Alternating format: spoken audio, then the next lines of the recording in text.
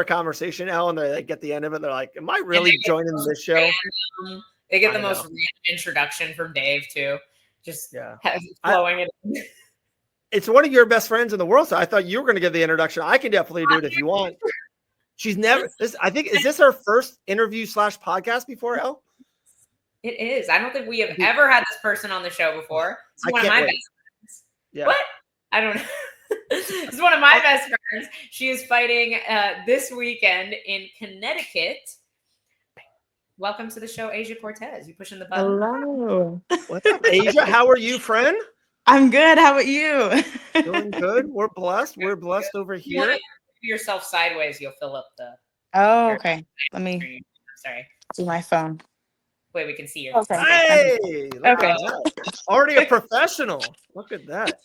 Fresh lashes too. And we gotta be able to see the lashes. My lashes. Gotta get them done before you go get punched in the face this weekend, of course. Yeah, exactly. Look good, feel good, fight good. Dustin Poirier said it. So let's get right into it. Aysia, you fight. So it's this Friday. I thought I saw the poster. Beautiful poster. CES, right? Yeah, that's correct. It's gonna be actually Saturday though. The 9th. Yeah. Okay, Saturday the 9th. Okay. So we'll definitely watch that over UFC Vegas 109. Like we have priorities for sure. When did this fight come to be? You know, how pumped were you when you got it, and how long has kind of camp been? So I've actually was getting ready to fight in July. Like July 26th was when originally I was supposed to fight, but unfortunately we weren't able to find any opponents for that promotion. And luckily, somebody that's been helping me a lot, Joe, he's been a great help trying to find opponents. And he was like, hey, there's this girl looking for a fight from CES. Like, she doesn't have anybody yet. We're like, yes. Like, looked her up. We're like, yes, let's do it, please. And so it's been like quite a bit of a camp, but we've been just training. We've always just training hard, and yeah. I feel like I know all the things because I see you every day. Yeah, I know. Just for the people to know like how long this like road has been for Aysia. She's one of the hardest workers in the gym. She's always in the gym consistently, and like you've been trying to get fights. It not just since your pro debut, but before your pro debut. I feel like it's been incredibly difficult to find fights for you. So do you feel like this is an opportunity for you to kind of get in with another show, and do you hope to continue competing on CES shows in the future? Yeah, like I think any opportunity, like a lot of the opportunities are just great opportunities just to get out there. I think right now my career is just so fresh that I think I just need to go out there, just get some fights, get my feet wet, So I think, if they would have me again, I would love to, like the more fights, the better. If they just contact me again after this, I would love that. And, I'd be thankful for it. But I think finding fights is really hard for some reason. I don't understand, but luckily, thank God, like we're able to get this one and hopefully another one right after. So we'll see. And, American Top Team, if someone from afar goes to your socials, right, to your IG, that's what a lot of fighters do. They're like, I know this with matchups, and sometimes you'll get a name in the hat, and then you go to the IG, sometimes the first thing, and then look down and they see you training with one of the best, if not the best female on this planet right now, Dakota Ditcheva. They see you training with one of the greatest grapplers, the ruthless one, Elle Dawson, and see everyone at ATT.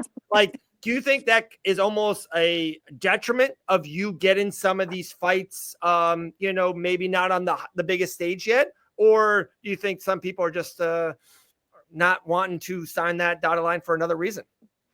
No, I do think the name, like the gym in itself, it is a big part of it all. So when they do look up Aysia, like they see that I am training at American Top Team, and that if Elle knows, like those are some of the best in the world. We have a lot of high level people there. So once they see who we're training with, it doesn't matter how like what our record could be, like I was thinking, 0-1, yeah, like their opponents are gonna come in, No, it was just as hard, and I think it is because of the name of American Top Team, and I am blessed to be able to call that my home gym. So it's unfortunate, but like it has its perks, like we train with the high level people, but it does have their downfalls where people are hesitant on taking some fights with us. Right. And I agree with you. I don't think I'm scary. No, I can't find fights either. So it's like you said 0-1. So obviously after this first professional win, coming up this weekend, hopefully, and looking back to that debut, huge stage, huge opportunity with Bellator against a really seasoned opponent. What do you feel like you were able to take away from that, and what have you been able to going into this next fight? So from that, man, I took a lot. Like that one hurt. That one really hurt, like I was putting like even in that camp, I thought like I had an amazing camp, like there was maybe little things here and there that I thought I was like, man, this sucks it happened. But like regardless of little circumstances, I thought that was an amazing camp. So when it turned out that I had lost, like, and unfortunately, like it doesn't always go your way, but I did take a lot from it. And I think it was more of a self-reflection, like I think this is where God showed me, hey, you're not just a fighter. Just know who I am. Know who you are first in me and in Christ, then you're not just a fighter. You don't identify as just being a fighter, and I think that was more of a self-reflection. And then just, I've also given you this dream on your heart for a reason, Asia, like God speaking to me, I put this dream on your heart for a reason, you're meant to be here. So I know that there's still more in me, and I just need to make sure I know who I am in him first. I'm not just a fighter, and I just came back stronger. So he wants me to continue to use my gifts to be able to go out there and work hard and just display his goodness over my life.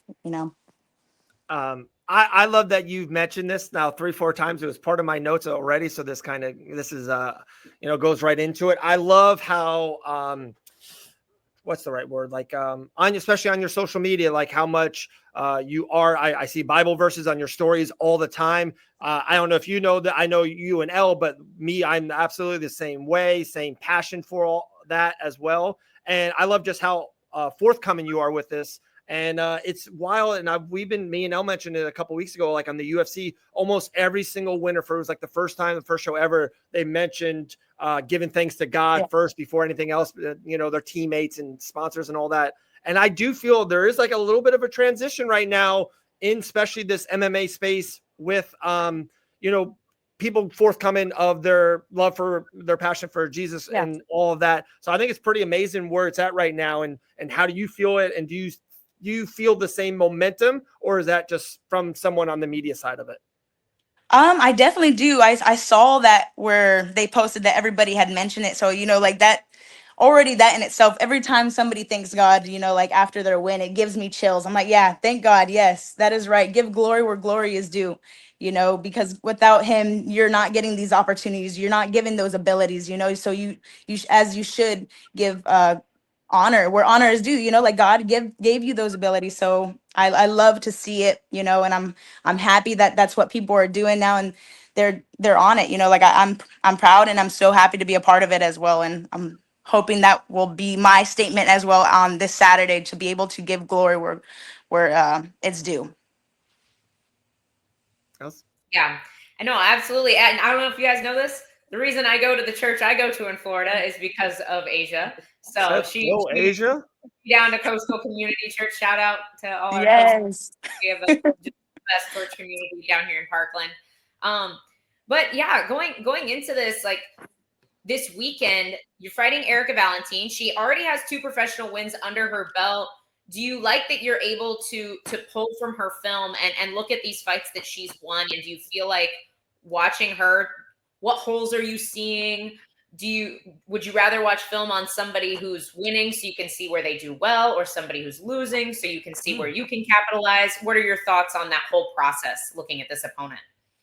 I thought, like, I do appreciate having, like, being able to watch the film and just seeing like, okay, well, where did she win in this? Like, what kind of opponent did she win against, and being able to see, okay, well, what is their like, what's their background? Were they able to defend because they're more of a striker and she was able to get them down because they're not much of a grappler or much of a wrestler? And just kind of just poke and see what the other person, where they lost at, and kind of just, I guess, evaluate in that perspective. But I do, yeah, like if she I do like that she has like those wins, like it makes her, if she feels confident, that's awesome, like I want her best out there. I want to have my best out there as well. You know, like it'll make us feel good if we just go out there and have a good fight and we both put our best. But I do think that I heard that she's like like a kickboxer type of girl. I think she's kind of a kickboxer, but she's also doesn't seems like she's very comfortable on the ground. It doesn't seem like she wants to go for like a trip or she wants to go for a takedown, and she's comfortable being on working on her back and everything. So I've watched a few of her films and it just seems like she's more of an all-around type of fighter. But Love that's that. kind of what I got from it. Okay. This was actually literally going to my next question. We have the best chat in the game. Christian goes, is Coach L going to be in your corner for this fight? Not a coach. Media member, fighter, wife, Team. mother of 3 dogs, coach. Come on, L. Come There on. we go. I literally sent all my film to L. I'm like, L, Grant, help, please. What do you think? I'm the medium through which information flows to Grant. Everybody wants Grant's opinion on everything. No, she's a big help. Elle has literally been there. Amazing help. She's literally there for everything. Nutrition, personal issue, like everything, fights, anything that you need. You know, Elle is amazing. She's the best. With that being said, if L's not, who are some teammates that are going with you on this trip? Who's going to be in your corner? So I have Steve Mako. He's going to be in my corner, as well as my parents. They're going to come and support me as well. So Nice. My parents will be there. So nice. Love that. That's awesome. A couple good comments. Join the ATT gives you a plus 100 aura, seems for sure. Maybe plus 200, I would say. Another good question by Christian. Who's the hardest training partner to go with? My hardest training partner? Yes, ma'am. Let's see. Man, it's hard to say. Like, there's so many hard training partners. That's like, and you don't have to be nice about Dakota. We don't say anything nice about her on the show at all. So if you don't want to say anything nice about Dakota Ditcheva, you don't have to. All right. Yeah. No, but Dakota is like one of my main training partners. A lot of the time, like Dakota's always like before her fight when she's also getting ready when we're both not like in camp as well, we're always going together. So she's my main training partner. If not, then Marina's also been a huge part of my camp this time, where she's been my sparring partner for a majority of my camp. Nice. And then Carolina as well. But yeah, like a lot of the girls, like they're all hard hitters, so it's hard to just pick one person. But I will say Dakota is my main training partner whenever I am just training around, just because I know we know how to like push, keep the pace up. I don't like just kind of lounging around, circling around, you know, like I want to keep the pace up just to kind of keep my pressure in. I don't know. And I know Dakota, we keep pushing each other, and we're like, if I'm going down, like she'll encourage me to get up. Like we go back and forth, and we're just constantly encouraging and pushing each other to just be our best in training. And she's such a safe training partner too. Oh yeah. Guys. She's so technical and safe to go with too, which is amazing. Yeah. It feels like your fighting style, it sounds like a little like Merab Dvalishvili, like a lot of energy, a lot of in your face pace. Is that kind of good or not a good comparison? I don't know. Am I wrong on that one now? Is that good? Accurate. Asia does not take backward steps very often when you're going with her. Elle knows that if you throw, yeah. The machine. Do you have a middle nickname yet? A fight name yet? The Savage. I have just my Instagram name. Asia, there's she only has a logo, Dave. She has a I logo. actually got that from high school though. Somebody gave that to me from high school. The nickname? And I just kind of kept it. Yeah. Like somebody was like, oh man, you're too savage. Like you should my Instagram was just Aysia Cortez before in high school. And then they're like, man, you're savage. Well, I was like, that's a cool Instagram. I'll put that as my Instagram. And I just kind of kept it the same since high school. I love it. That's awesome. Well, I cannot wait, guys. Saturday night, CES. Aysia will get her first professional win. So pumped. Aysia, I don't know if Elle told you yet, but we are around 2 weeks away. We'll be live at the Hard Rock in South Florida. If you're around after your win, we'd love if you can come through, say hi to us. Yeah. And I would assume you would probably be there for the fights to watch Dalton Rasta win $500,000. Yep, exactly. There you go. So if you're around any on that weekend, we would love to see you and get any content from you. We'll be awesome. eating. Yeah, definitely. We'll have food there for Aysia. Yes, please. I guess we got food. We got games there we're going to be doing. There we go. It's going to be a fun day. It's going to be a fun day. I don't know how we're going to get it done, but we'll get it done. But Aysia, it's been so good talking to you. I said it. I said L. If we had a chance of Dana White or Aysia Cortez on the show today, I was picking Aysia. So I just want to let you know that. Thank you. I appreciate it. I heard the voice thing. I was, I'll do it. There you go. Well, we appreciate you immensely. We'll be watching and we can't wait. We'll talk to you soon. Thank you. Talk to you later. Bye. There we go. Great, Aysia Cortez. Bye.